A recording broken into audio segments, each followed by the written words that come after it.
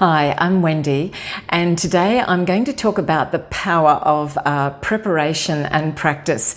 It's something that I talk about a lot, practice, but it is a very powerful thing. And if you are giving presentations, if you are performing on a stage, then it is something that you need to really take on board. So, why is it important? Okay, well, the saying familiarity breeds contempt? Well, here's another saying, familiarity breeds confidence. So the more familiar you are with your material, and I think, this is just common sense, isn't it? The more confident you will feel. So preparation ensures that you thoroughly understand your content, and that makes it easier to communicate the key points of your message. It just enhances your credibility. People see you as a trusted authority in your subject area. So becoming as familiar as you possibly can. Practice till you're blue in the face. So it might be boring for you after a while, but when the time comes for you to present, it certainly won't be boring for your audience, and you will feel super confident. It goes without saying that it reduces anxiety. So building that confidence, in turn, reduces the anxiety that you feel. It enhances your delivery as well. So that practice improves the delivery of your presentation. You're able to perhaps tweak and modify. You can listen back and you can say, I think I can improve that a little bit here, a little bit there. So rehearsing helps you refine things. It helps you refine your pacing, your intonation, your body language, pace, volume, all sorts of things to help you deliver a more engaging and effective presentation. All of that goes towards my next point, which is increased credibility for you. So a well-prepared presentation enhances your credibility. It demonstrates to your audience that you're taking things seriously, that you are a professional. You've invested time and effort in putting it together and in delivering it. It's polished, it's professional. So you're going to earn your audience's trust and attention by doing it that way. Look, it also helps adaptability to unexpected situations, and they do arise when you're delivering a presentation. Believe you me, they will. Any sort of performance on stage, or you could be in a meeting, you could be in an interview. You're still performing, so there will be those questions that come out of left field or reactions by the audience. So with practice, you will be better equipped to deal with the unexpected and the little challenges that will arise. It'll help you navigate all of that, maintaining your confidence and your composure. A big thing here with it is that it improves your time management. So, you don't have all day to deliver your speech, to get across what you need to get across, say, in a job interview, or if you've got a meeting. Obviously, everyone's busy. You don't have all day to deliver your message. So perhaps practicing will also help you gauge the pace and the timing of your presentation a little bit more accurately, help you be a little bit more mindful of the time constraints that you have. And will help you, just get that Goldilocks sort of just right. So you won't be rushing things. At the same time, you won't be just sort of lingering and laboring too long on any particular point. It also enhances your audience's connection with you.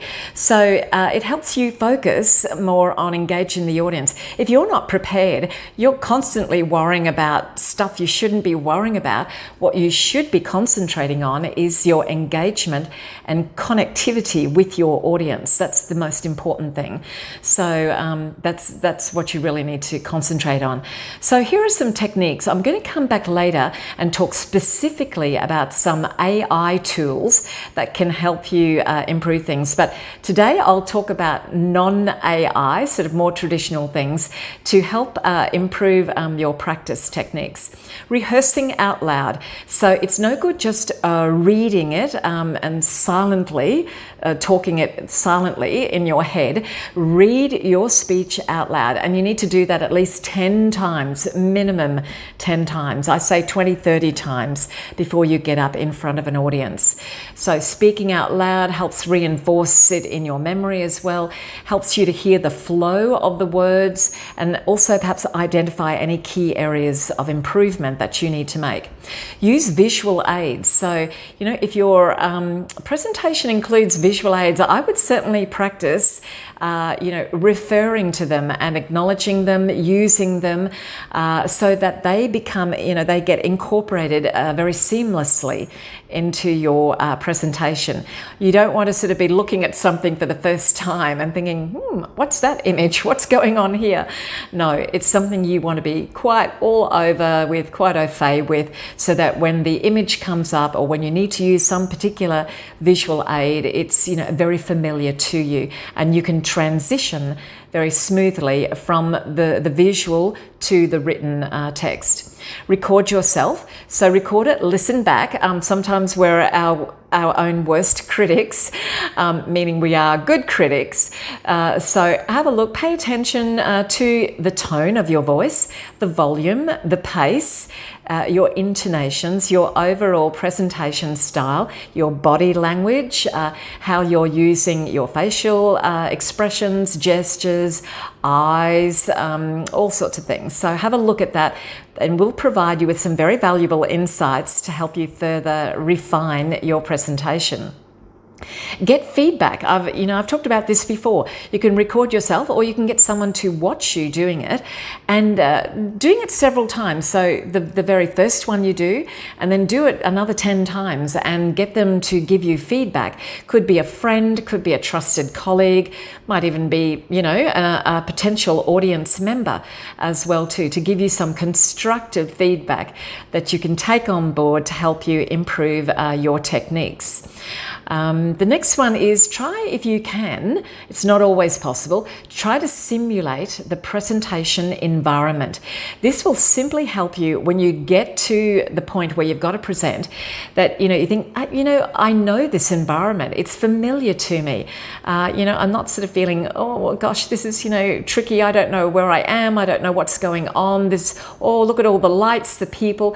If you can, try to simulate that presentation environment.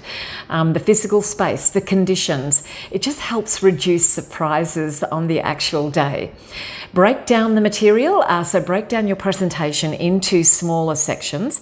So don't perhaps initially, if it's a fairly long speech, don't try to go from A to Z in one hit. Try to break it down into smaller parts and perhaps practice over and over those smaller sections, and gradually build confidence for the entire presentation.